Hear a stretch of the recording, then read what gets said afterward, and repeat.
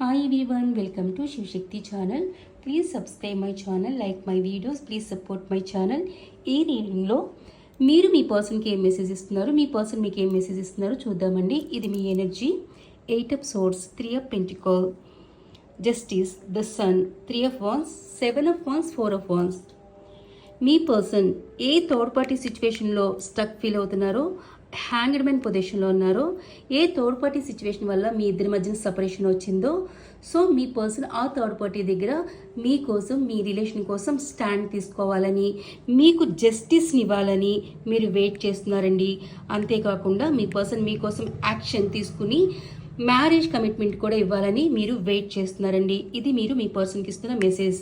మీ person మీకు ఏమి ఇస్తున్నారు చూద్దాం. Wheel of Fortune, Strength, 5 of Cups, 3 of Swords, 10 of Wands, the World, Ace of Wands.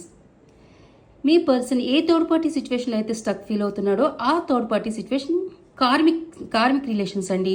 ఈ karmic రిలేషన్లో మీ పర్సన్ చాలా సఫర్ అవుతున్నారు, చాలా ఎమోషనల్ అవుతున్నారు, చాలా డిప్రెషన్లో ఉన్నారండి, చాలా హర్ట్ అవుతున్నారు, చాలా బర్డెన్ ఫీల్ అవుతున్నారు.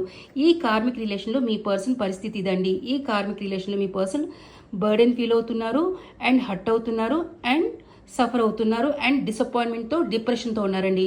సో ఈ కార్మిక్ రిలేషన్ నుంచి మీ పర్సన్ స్ట్రెంగ్త్లోకి వచ్చి ఈ కార్మిక్ రిలేషన్స్ని రిలీజ్ చేసి మీతో రీయూనియన్ చేయాలనుకుంటున్నారు, ఈ రిలేషన్లో రీస్టార్ట్ చేయాలనుకుంటున్నారు అండ్ మీతో కంప్లీషన్ కోరుకుంటున్నారండి మీ పర్సన్. ఇది మీ పర్సన్ ఇస్తున్న మీకు మెసేజ్ అండి.